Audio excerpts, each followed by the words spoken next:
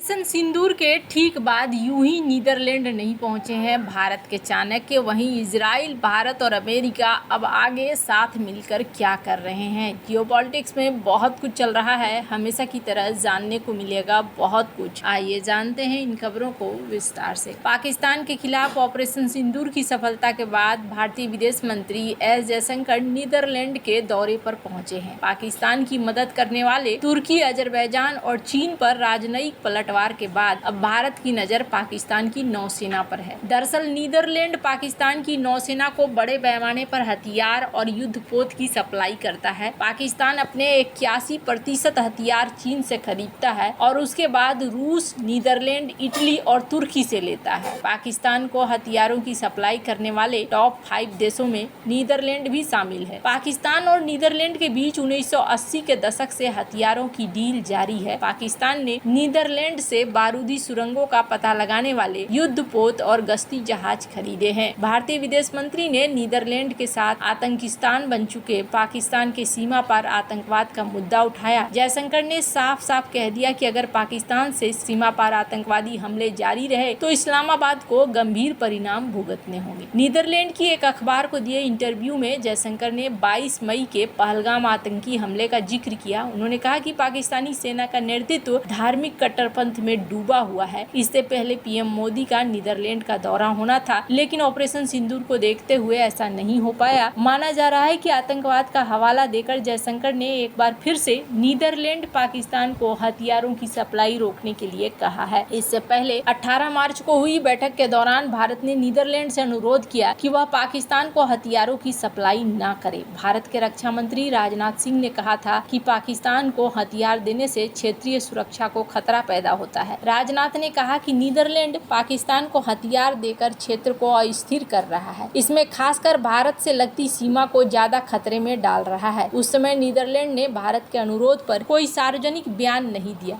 राजनाथ ने यह भी चेतावनी दी कि नीदरलैंड के दिए हुए हथियारों का इस्तेमाल भारत को धमकाने के लिए किया जा सकता है। नीदरलैंड ठीक पाकिस्तान को क्या हथियार सप्लाई करता है, इसकी कोई जानकारी नहीं है। पाकिस्तानी नौसेना के अलावा सेना के लिए हथियारबंद वाहनों की सप्लाई भी नीदरलैंड पाकिस्तान को करता है। पाकिस्तान ने साल 2010 से 2020 तक $15 करोड़ का हथियार नीदरलैंड से खरीदा है। वहीं पाकिस्तान का दावा है कि उसने जो भी नीदरलैंड से हथियार खरीदे हैं वे सभी रक्षात्मक प्रकृति के हैं। भारत ने नीदरलैंड को ऑफर दिया है कि वो रक्षा क्षेत्र में निवेश करे। भारत ने नीदरलैंड को ज्वाइंट रूप से हथियार बनाने का ऑफर भी दिया है ताकि भारत के $120 अरब के रक्षा बाजार का वो फायदा उठा सके। वहीं नीदरलैंड ने उस समय कोई ठोस जवाब नहीं दिया था। अब जयशंकर के दौरे के बाद नीदरलैंड भारत के साथ आता है तो पाकिस्तान को एक बड़ा झटका लगेगा। भारत और नीदरलैंड में कई अरब डॉलर का व्यापार होता है। खैर, भारत ने अब धीरे धीरे साधना शुरू कर दिया है लगभग हर उस देश को जो देश इस युद्ध के समय देखने को मिले हैं। अब ऐसा निर्यात आयात में भी देखने को मिला। भारतीय इंजीनियरिंग सामान के निर्यात ने वित्त वर्ष 2025-26 में शुरुआत अच्छी की। अप्रैल में 11% की बढ़त हुई। ये पिछले साल के मुकाबले काफी अच्छा है। America, UAE, UK, Singapore, Brazil, Australia जैसे देशों में सामान भेजने में बहुत ज्यादा वृद्धि हुई है। अप्रैल 2025 में भारत से इंजीनियरिंग सामान का निर्यात $9.51 बिलियन दर्ज किया गया। पिछले वित्त वर्ष के इसी महीने में ये $8.55 बिलियन था। इस साल अप्रैल में इंजीनियरिंग सामान के निर्यात में अच्छी वृद्धि हुई है। अप्रैल में अमेरिका को इंजीनियरिंग सामान का निर्यात 17% बढ़कर $1.66 बिलियन हो गया। पिछले साल इसी महीने ये $1.42 बिलियन था। यूएई को निर्यात 37.3% बढ़कर $538 मिलियन हो गया। अप्रैल 2024 में ये $392 मिलियन था। इसका मतलब है कि यूएई में भारतीय इंजीनियरिंग सामान की मांग बढ़ रही है। चीन, तुर्की, मैक्सिको, इटली जैसे बड़े बाजारों में निर्यात में गिरावट देखने को मिली है। चीन को इंजीनियरिंग सामान का निर्यात 21.7% घटकर $164 मिलियन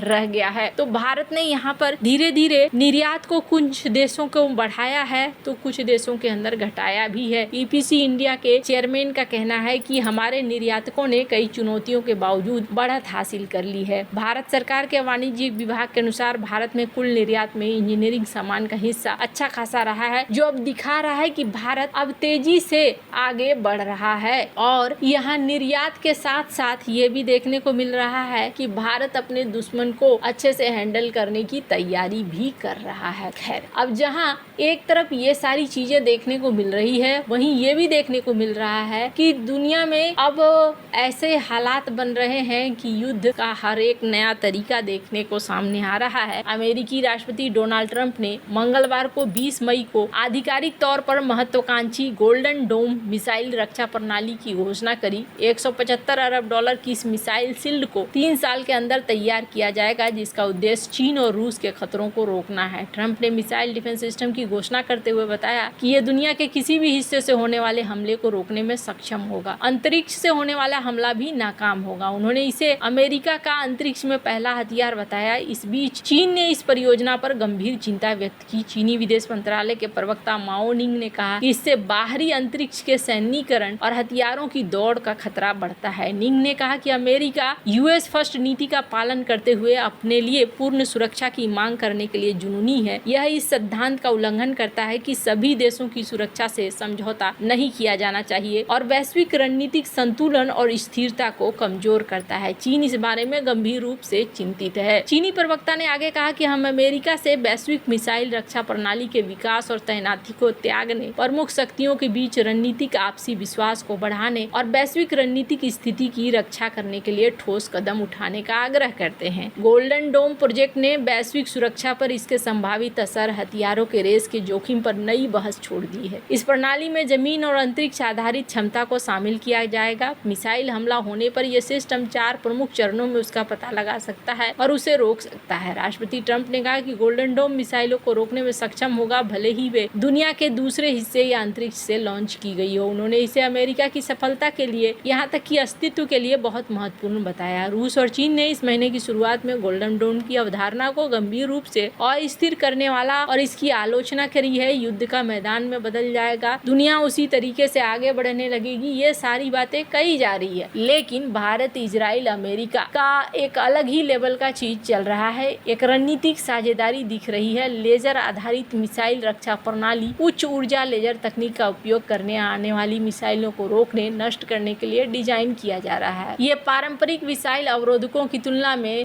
लगातार आगे बढ़ता जा रहा है। कहा जा रहा है कि भारत, इजराइल, अमेरिका अगली पीढ़ी के मिसाइल रक्षा लेजर सिस्टम विकसित करने के लिए हाथ मिला रहे हैं। भारत और इजराइल, अमेरिका के बीच एडवांस लेजर आधारित मिसाइल रक्षा प्रणाली के विशेष में चर्चा हो रही है।